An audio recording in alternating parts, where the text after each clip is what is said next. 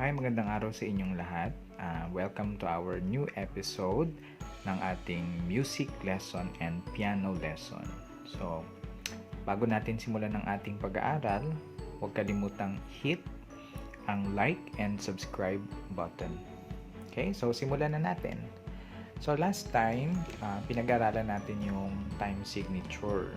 Pero, I think, kailangan natin ng mas malawak na explanation para sa time signature kasi medyo nakakalito siya kung hindi natin siya maunawaan ng lubusan. So, tandaan nyo, ito yung part 2 ng ating time signature. So, yung una, kumbaga, introduction lang natin yon sa time signature. So, napakahalagang malaman kung ano ang gamit ng time signature sa musika. Okay? So, meron tayong tatlong salita or tatlong terms na kailangang malaman. So, number 1, yung time signature, and then measures, and bar lines. Okay? May inihanda ko ditong music sheet para maintindihan natin kung ano nga ba yan. Okay? So, yan. So, natatandaan nyo ba kung anong tawag dito? Yan. Ang tawag sa mga guhit na ito ay staff. So, tinakil natin to sa ating first lesson. So, ngayon, gagamit tayo ng staff para mas lalo nating maunawaan kung ano nga ba ang gamit ng time signature. Okay? So, ayan. So, dito, bawat music sheet ay merong kalimitan, meron tayong makitang time signature. Okay? So, mag-drawing na ako. Ayan. So, natatandaan nyo kung anong tawag dito? Yan yung ating treble clef or yung ating G clef. So, kalimitan, yung time signature, nakikita natin siya sa unahan ng music sheet, sa pinaka unang staff. So, dito sa mga susunod na staff ay wala nang nakalagay na time signature. So, basically, dito siya inilalagay. Okay? So, ano nga ba yung 4/4 or 4 quarters? Natatandaan nyo ba yung ibig sabihin ng numero sa itaas? Ang ibig sabihin niyan kung ilang beat or kung ilang quarter notes meron sa isang measure. Okay? And then, magagawa naman ako ng bar lines. Okay? So, meron tayong unang measure. So, ito yung bar line. Ang bar line, siya yung naghahati sa bawat measure sa isang music sheet. Okay, so dito, maglalagay ako ng basic pattern ng 4/4 time signature. So, basically, ganito ang itsura niya.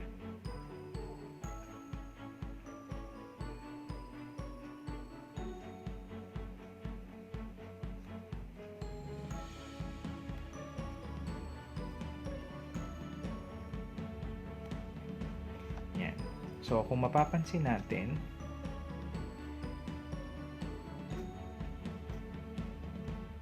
yan, sa ating first measure, meron tayong 4 na quarter notes. Bakit? Kasi 4 yung nasa itaas na numero, and then ang ibig sabihin naman ng 4, ito yung nagre-represent sa quarter notes. So, pag nakita nyo sa ibabang numero ay 4, ang ibig sabihin ng quarter notes. So, 4 na quarter notes. So, meron tayong 1, 2, 3, 4. Sa kabilang banda, pwede ring mangyari na kahit hindi siya 4 na quarter notes, pero kung siya ay 4 beat, papasok pa rin siya sa 4/4 na time signature. So, eto yun. Bibigyan ko na example.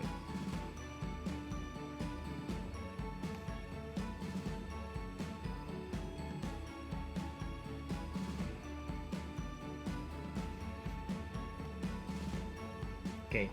So, sa paggawa ng measure, wag nating kakalimutan maglagay ng bar line kasi siya yung hangganan ng sukat ng measure. Okay? So, dito kung mapapansin natin, meron tayong isang half note na merong dalawang beat. And then, dalawang quarter note. So, ang isang quarter note ay merong 1 beat at ang isang quarter note ay merong isang 1 beat. So, pag pinag-add natin sila, 2 plus 1 plus 1 equals 4. So, pasok pa rin siya sa 4 by 4 quarter notes natin. So, dito sa una, 1 plus 1 plus 1 plus 1. Okay? Kaya kung mapapansin natin, merong iba't ibang nakalagay na nota sa isang measure, pero pare-parehas lang ang sukat nila. So, pag sinabi nating measure, yung sukat, kung dito merong 4 na sukat or 4 na beat, dapat ganun din ang sukat dito sa kasunod na measure. Kasi kung hindi, ibig sabihin mali na yung pattern. Or ang gagawin naman ng composer, kung halimbawa iba yung time signature na gagamitin niya dito, maglalagay siya dito ng another time signature. So, ganun yung kalimitang ginagawa ng mga composer. Okay. Another example, yung number 3 sa ating third measure. Maglalagay naman ako ng 8th note. 1,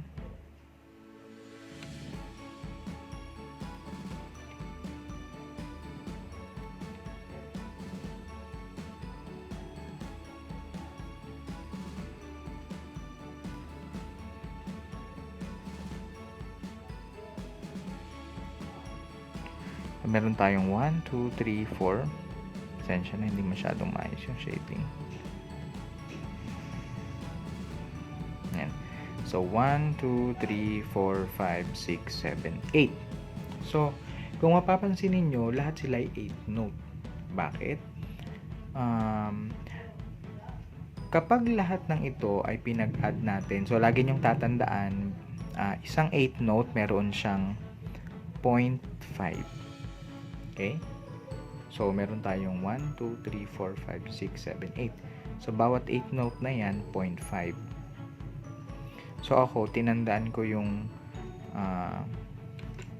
durations ng bawat note gamit yung pera. So, ang iniisip ko palagi kapag merong 8 note, 50 centavos. So, merong dalawang 50 centavos equals 1 peso. And then, another 50 centavos plus 50 centavos, another 1 peso. And then, 50 centavo plus 50 centavo, another 1.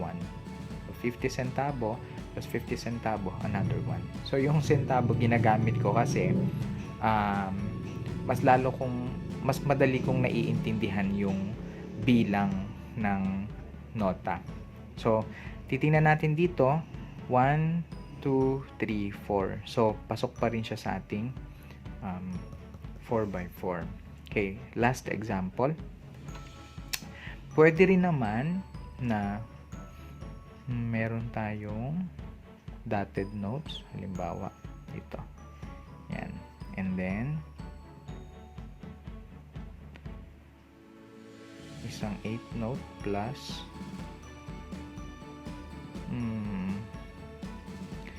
let's say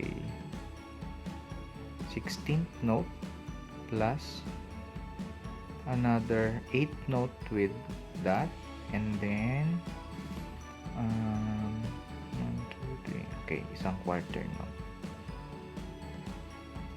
Yan. Then lagyan natin ang guhit. Yan, kung mapapansin ninyo,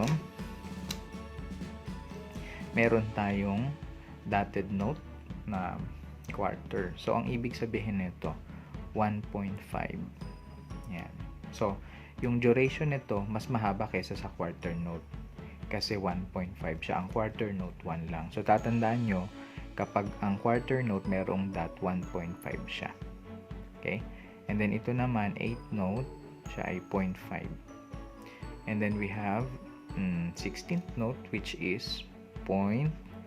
0.25, and then we have dotted 8th note, which is 0.75, and then another quarter note. So, simple lang. Magkakaroon ulit tayo ng addition.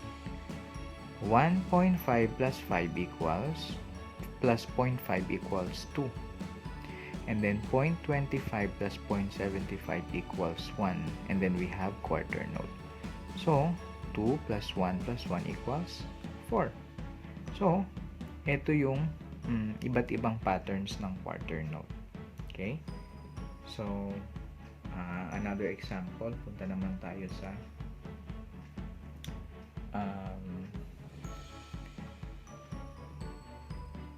3/4. Okay, 3/4.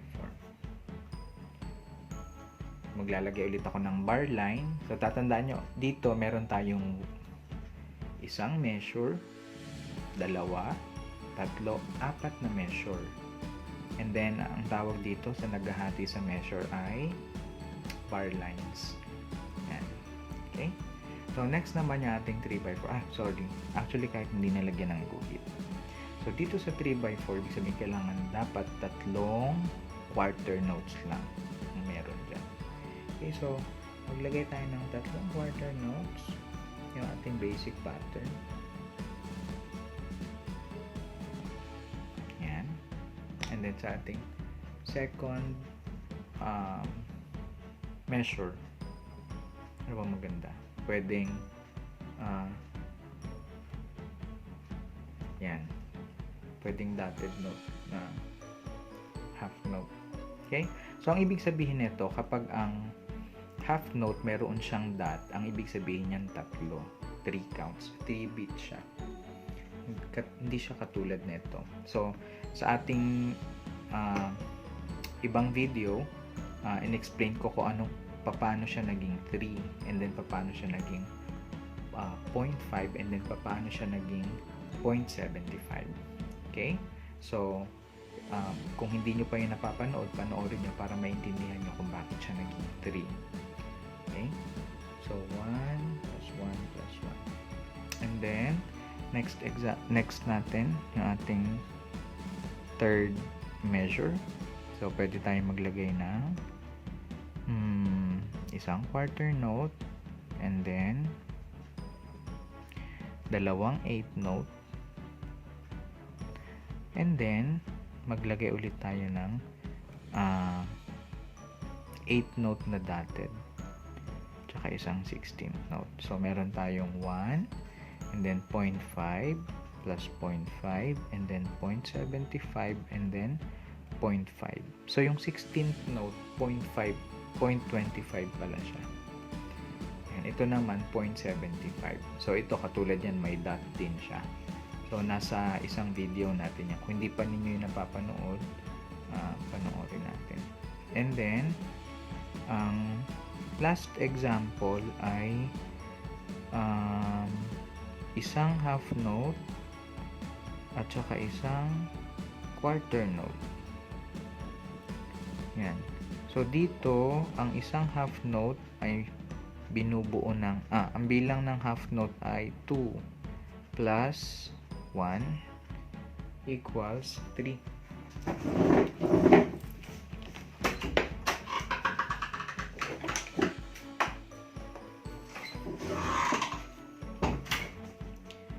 Okay. And then, ang susunod naman nating example ay 2 by 2. Yan. So, madali lang siya. Kung iintindihin mo lang siya ng mabuti, actually hindi naman mahirap ang time signature. Yun nga lang medyo nakakalito kasi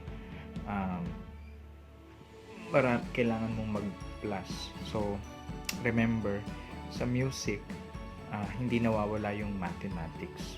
Kasama siya. Kaya kung hate mo ang math, kailangan simulan mo na siyang mahalin kung ikaw ay tumutugtog ng mga instrumento. Okay? And then, yan, balik tayo dito. So, kung 2 by 2, simple lang. Lagay tayo ng yan. So, dito, naglagay ako ng hindi ko siya inuna as the basic pattern natin. So dito merong 2 and then another 2. So dito sa kasunod tayo maglagay. Yan, ibig sabihin merong dalawang half note sa isang measure. Dalawang half note. And then 2 by 2. Ano pa? Yan, pwede ring ganito. Yan, pwede ko siyang ilagay dito. And then ito. So, yung 2 by 2 halos pares lang siya ng 4 by 4. And then, 9, 8. Yan, ilagay naman tayo ng 9, 8. Yan, ibig sabihin, 9 na 8 note. Okay? So, maglalagay ako. So, pwedeng ganito yan.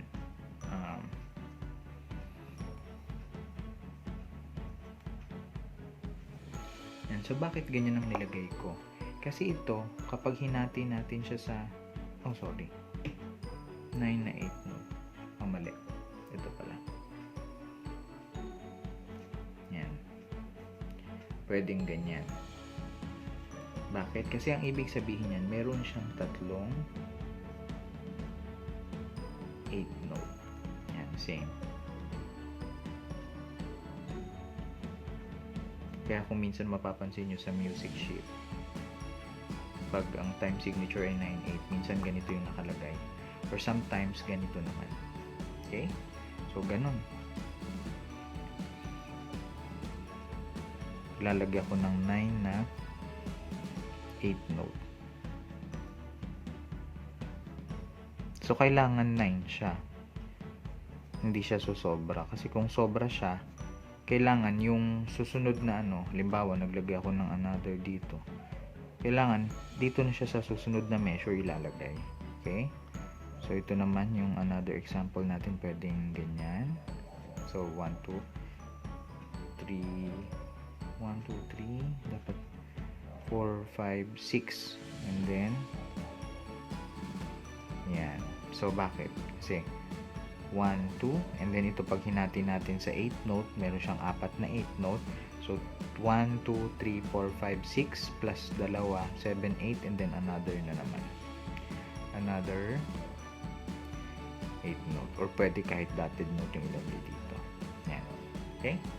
So, yun yung ating yun yung paano ginagawa ang time signature. So, kung ikaw ay magko-compose ng mga kanta, and then gusto mong i-preserve yung mga songs na kinompose mo, pwede mong gamitin to. Actually, malaking tulong to sa pagko-compose ng mga kanta, tsaka paglalagay ng mga nota, paglalapat ng nota sa isang kanta. Kasi kung alam mo to, madali mo siyang may susulat sa music sheet. Okay? So, huwag mong kalimutang by the way, sa pag-aaral ng musika, kailangan maglaan ka ng oras sa pagpa-practice. At hindi lang sa pagpa-practice, kasi yung iba, ang ginagawa lang, nagpa-practice lang sila sa mga instrumento. Pero nakakaligtaan nilang pag-aralan yung mga music theory, which is very important. Napakahalaga na alam natin yung mga teorya sa musika, kasi ito yung magiging gabay natin para mas ma-enjoy pa natin yung mga songs na gusto nating tugtugin, at para maging madali sa'yo yung pagtugtog ng mga kanta. Kasi minsan, di ba, nanonood lang tayo ng mga video tutorials para matugtog natin yung isang kanta. Pero kung alam mo ito, pag meron kang pyesa, pag binigyan ka ng pyesa, madali mong matutugtog yung kanta na gusto mong tugtugin. Tsaka ito, for lifetime na to. Kahit walang tulong ng YouTube or ng tutor, pag ito, kabisado mo at alam mo na, magiging madali sa iyo ang pagtugtog ng musika at pag-compose or paglikha ng musika. Okay? So, kung meron kang tanong, mag-comment ka lang sa ibaba, and huwag mong kalimutang i-share at i-like at i-subscribe ang video na ito. So, hanggang sa muli, maraming salamat.